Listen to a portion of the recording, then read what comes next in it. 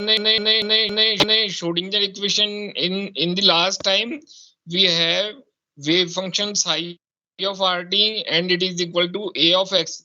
Last time means अपन ने one dimension जब करा था, then psi of rt means value of psi of rt is given by a of exponential I upon h cross px x minus et.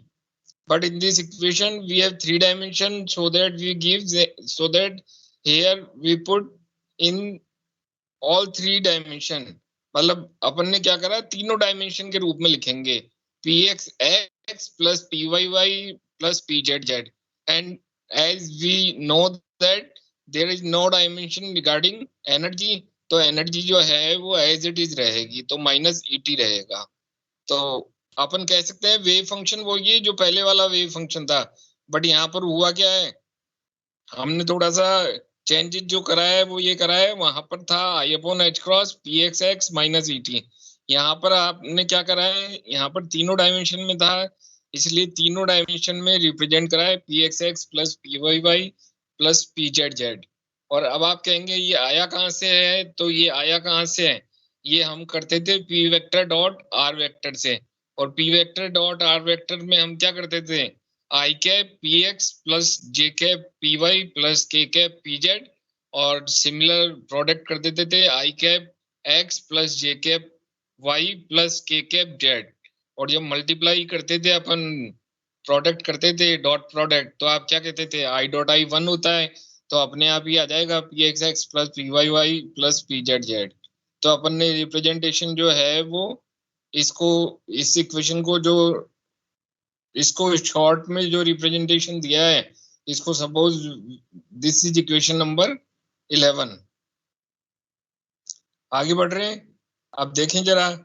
अब यहाँ हम कह सकते हैं p x x p y वो sorry p x p y p z r the component of momentum and x y z r the component of position. ठीक है, ये इसने यहाँ पर थ्योरी में लिख रखा है. या देखें जरा, पिछली बार अपन जैसे करके आए थे by differentiating equation 11 with respect to t and with respect to r. तो पहले सबसे पहले तो टी के रेस्पेक्ट में कर रहे हैं, तो टी के रेस्पेक्ट में करेंगे तो वैल्यू क्या आएगी देखें आपके, क्योंकि अपन because we have previously solved one dimension Schrodinger equation, इसलिए इसने इसको डायरेक्ट लिख दिया कि del psi over del t it is equal to minus I e upon H cross of Sai.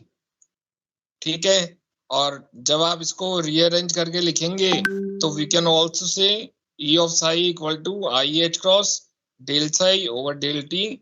और सेकंड में आपने क्या करा था, हमने जो इस ये जो सेकंड में हमने ये करा था, पोजीशन वेक्टर जो था उसको तीन पार्ट में डिवाइड कर रखा है, एक्स वाई और जेड.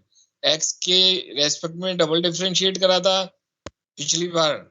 अब क्या हम क्या करेंगे, एक्स के रेस्पेक्ट में डबल डिफरेंशिएट करेंगे, वाई के रेस्पेक्ट में डबल डिफरेंशिएट करेंगे और जेड के रेस्पेक्ट में डबल डिफरेंशिएट करेंगे. तो हमने जो पिछली वाली वैल्यू थी वहीं से कैरी फॉरवर्ड कर लेते हैं, या दोबारा से करके देखेंगे तो भी del square psi over del x square it is equal to, ये देखें जरा ऊपर अपन ने करके देख रखा है ना, ये रहा, ये कर रखा है डेल साई ओवर, ये तो अपना वेव फंक्शन था. कहाँ गया वेव फंक्शन, ये देखें बच्चे, जब वेव फंक्शन को आप करेंगे एक्स के रेस्पेक्ट में तो क्या आएगा, del psi over del x it is equal to i upon H cross p. ये तो ये रहेगा, या इसको दोबारा बोल रहा हूं मैं, i del psi upon del x it is equal to i p upon H cross of psi. ये देखें, ये इसने यहाँ पर अपन ने लिखा भी था, ये रहा del psi over del x it is equal to i p upon H cross over psi. अब दो बार double when we again differentiate this equation, then we can say del psi over del squared psi over del x square it is equal to I upon h cross जो था I h cross of p. ये क्या हो जाएगा, एक बार दोबारा multiply होगा, then we can say that del square psi over del x square equal to minus iota square p square upon H cross square over psi. तो यहाँ हमने इसको जो है वो नीचे लिख रखा है, ये देखिए ये लिख रखा है।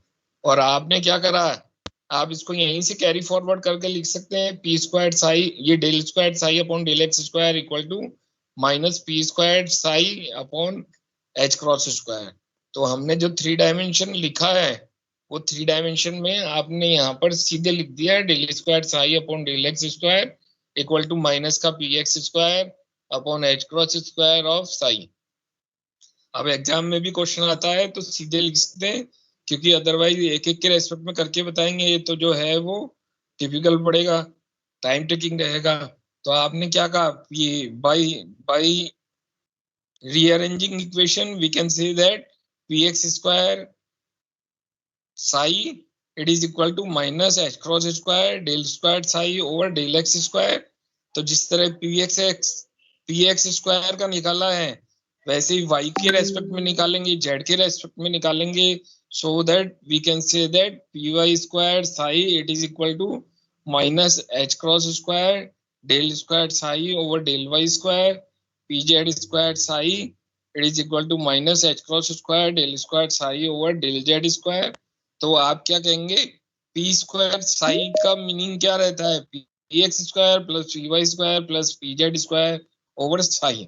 तो आप इनकी जगह वैल्यू रखेंगे तो क्या हो जाएगा, वैल्यू रखेंगे तो वैल्यू रख देते हैं और जो कॉमन आ रहा है उसको कॉमन ले लेते हैं, तो वैल्यू आ जाएगा minus H cross square del square divided by del x square plus del square divided by del y square plus del square divided by del z square. Psi अपन ने इसमें से कॉमन ले लिया है। और हम इस टर्म को छोटा करने के लिए चाहें तो क्या कर सकते हैं, एक ऑपरेटर मान लेते हैं कि let a operator let operator del square whose value is del square divided by del x square plus del square divided by del y square plus del square divided by del z square। तो by putting the value of del square we have the equation p squared psi it is equal to minus h cross square del square of psi। अब अपन basically operator रखते क्यों है, operator की value इसलिए रखी जाती है ताकि टर्म जो है मैथमेटिकल टर्म छोटी हो जाए, बाद में आप चाहें तो उस ऑपरेटर की वैल्यू पुट कर सकते हैं। तो अगर अपन इसको इक्वेशन में रखेंगे, इक्वेशन क्या टोटल एनर्जी की इक्वेशन में रखेंगे, टोटल एनर्जी इक्वेशन अपन 7 नंबर जो देकर आए थे वो ही देख रहे थे, total energy is the sum of kinetic energy plus potential energy. और we can also say E psi equal to p squared psi by 2m plus v of psi। तो by putting the value of E and p square we have, by putting the value of E we have left hand side I h cross del psi over del t and right hand side as minus h cross square divided by 2m of del square। Del square की यहाँ एक बार value put करके value detail में अपन ने बता दी है, डिटेल में बता के आप क्या करेंगे इसको,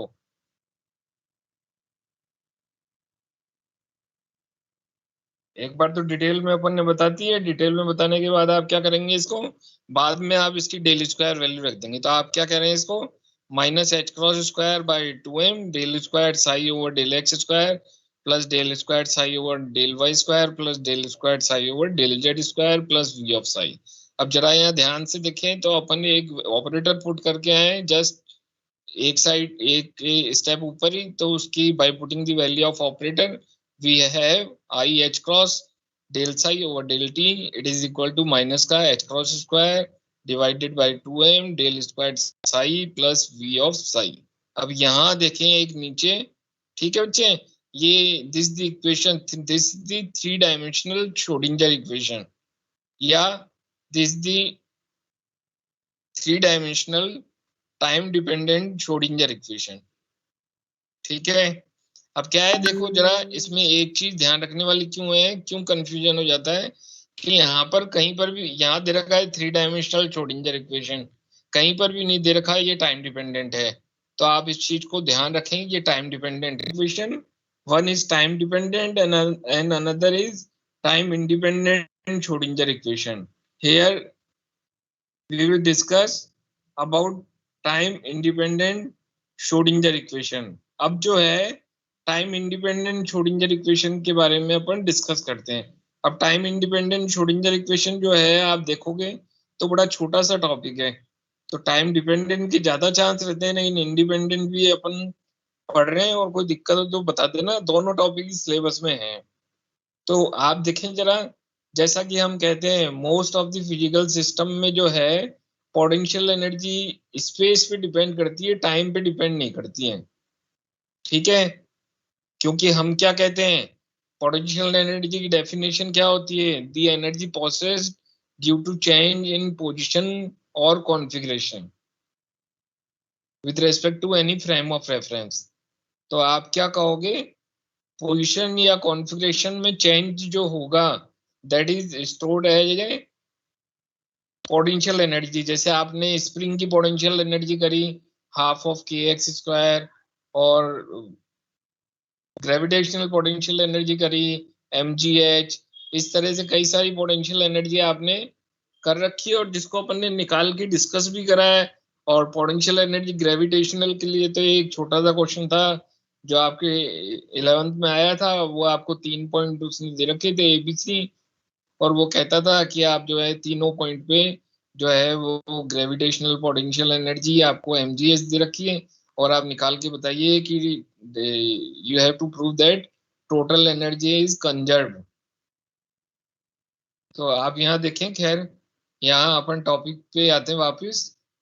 we have next topic we have time independent Schrodinger equation. और टाइम इंडिपेंडेंट श्रोडिंगर इक्वेशन के लिए हम कह रहे हैं potential energy in most of the time potential energy dependent on the position not on time. तो आपको पोटेंशियल एनर्जी जो है which is represented as v of rt, और v is function of rt, position and time. उसको आप चाहें तो क्या लिख सकते हैं, v of r लिख सकते हैं. तो ऐसे टाइम पे क्या होगा, साई ऑफ आर टी जो होगा, अगर v r पे डिपेंड है तो साई ऑफ आर टी जो है उसको भी हम दो पार्ट में डिवाइड कर सकते हैं. एक पार्ट तो वो जो टाइम डिपेंडेंट होगा, और एक पार्ट वो जो टाइम डिपेंडेंट नहीं होगा. या there are two types of function can be divided in two separate part. One is time dependent and another is time independent. And wave function can be represented as wave function, which wave function, psi of rt. It can be represented as psi of r. Psi of r means it is dependent on position vector or position, and another part is e to the power minus i et divided by h cross. ठीक है, तो हमने दो part ले लिए, एक position dependent part है और एक जो है टाइम डिपेंडेंट पार्ट है. ठीक है, तो as we have discussed earlier, the wave function can be separate when the wave function has been separated into two part. One is time independent and another is time dependent. तो अगर ये अपन लेते हैं तो दोनों तरफ अगर आप if we differentiate or change position vector with respect to time, then we have the equation del psi over del t where psi is the function of r and t. और ये तो लेफ्ट हैंड साइड में हो जाएगा. अब आप इसको करोगे राइट हैंड साइड में, तो राइट हैंड साइड में क्या कर रखा है, एक टाइम इंडिपेंडेंट फंक्शन है, एक टाइम डिपेंडेंट फंक्शन है, और आपको किसके रेस्पेक्ट में करना है डिफरेंशिएशन, टाइम के रेस्पेक्ट में. तो टाइम के रेस्पेक्ट में करोगे तो साई ऑफ आर तो क्या हो जाएगा, एज ए कांस्टेंट ट्रीट करेगा, और जो दूसरा वाला पार्ट है दैट इज दूसरा वाला पार्ट जो है वो आप डिफरेंशिएट करेंगे तो वैल्यू जो आएगी वो वैल्यू क्या आएगी, माइनस आई ई अपॉन एच क्रॉस. और ये पूरा की पूरा फंक्शन ऐसे की ऐसे आ जाएगा. क्यों, क्योंकि साई ऑफ आर तो पहले ही आपने कांस्टेंट ही रखा है, और दूसरे वाले फंक्शन में क्या होगा, ई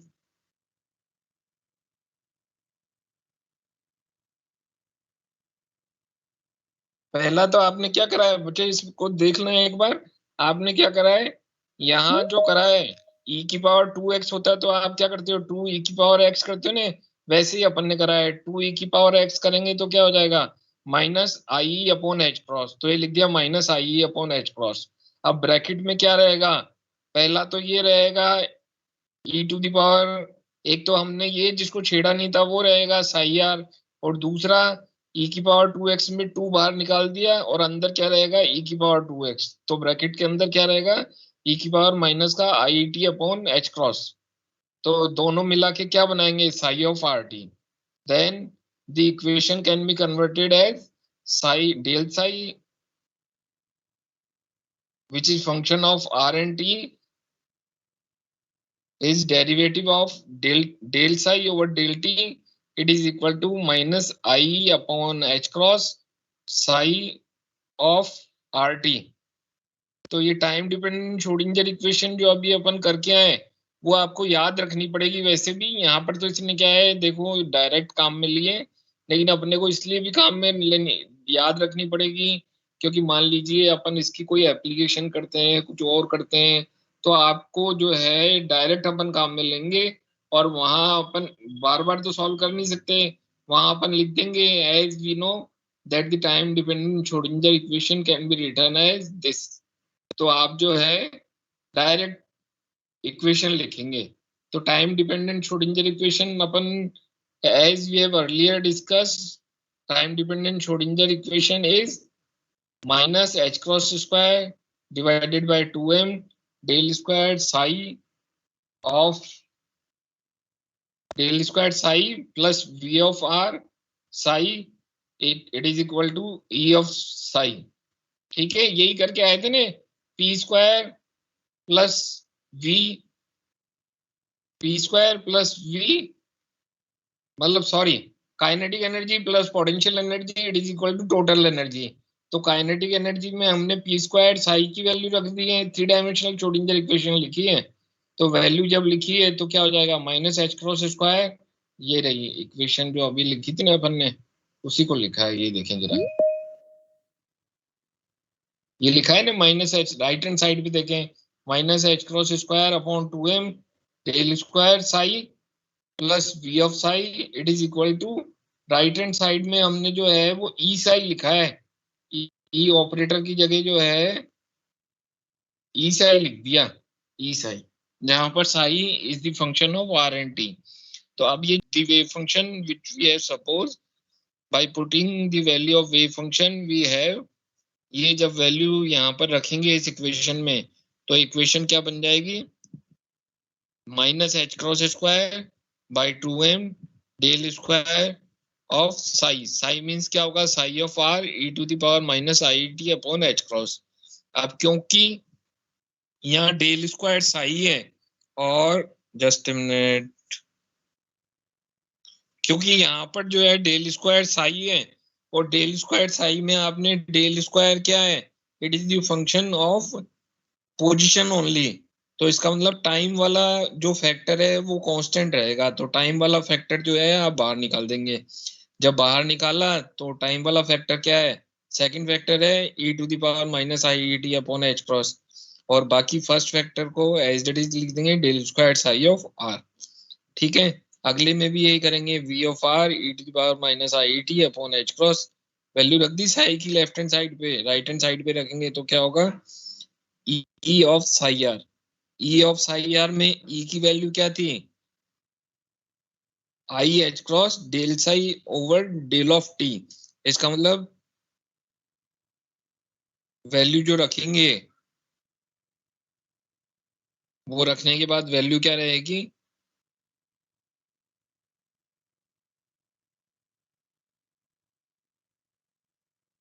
वैल्यू पुट करी तो वैल्यू क्या रहेगी, e to the power minus I T upon H cross. यहाँ पर अपन ने ई किस लिए लिखा है, ताकि अपने को वो नहीं लिखना पड़े I H cross del over del T, अगर वो लिखते तो अपने को क्या करना पड़ता है, ये टी के रेस्पेक्ट में डिफरेंशिएट करना पड़ता, और अपनी मैथमेटिकल टर्म जो आ रही है ना ये और टिपिकल हो जाती है।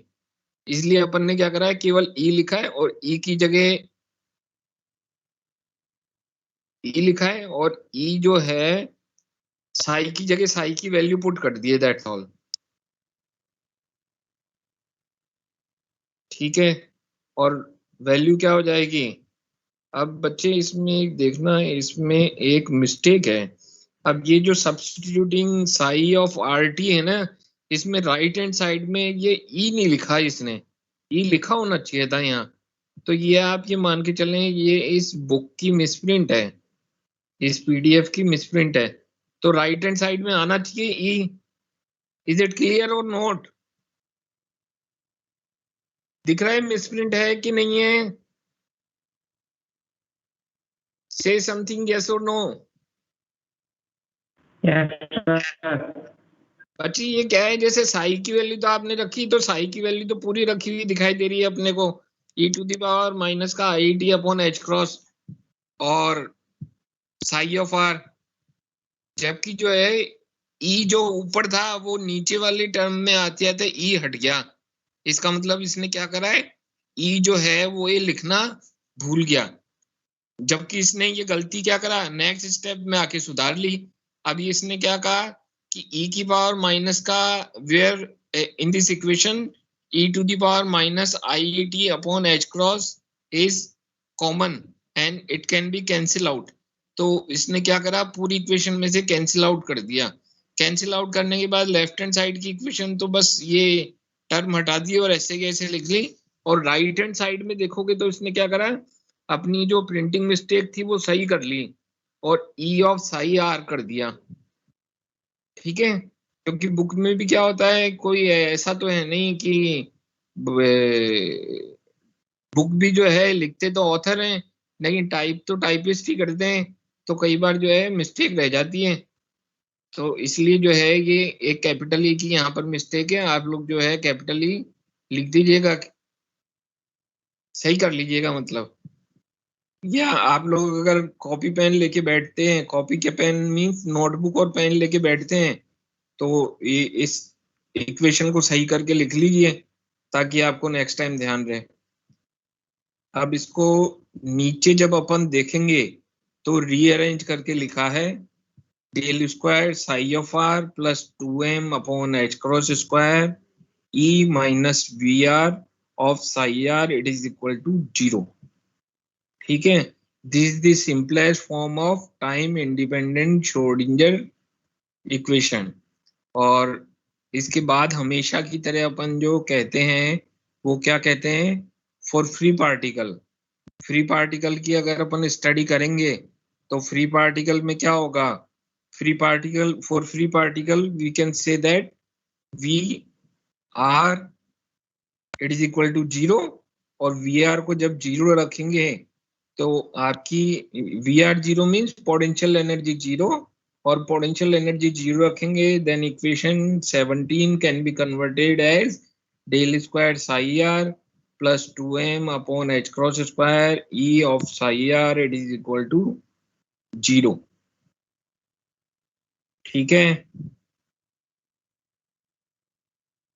ये आपका जो है अपन ने जो अब तक पढ़ा है उसको एक बार देख लेना, और तुम्हारे एग्जाम जो है वो अगले महीने के जो है फर्स्ट वीक से हो जाएंगे चालू, मिड टर्म, तो उसकी तैयारी चालू कर दो। ठीक है बेटा, डेट शीट आ गई क्या आप लोगों के पास? हाँ ठीक है, अच्छी बात है, तैयारी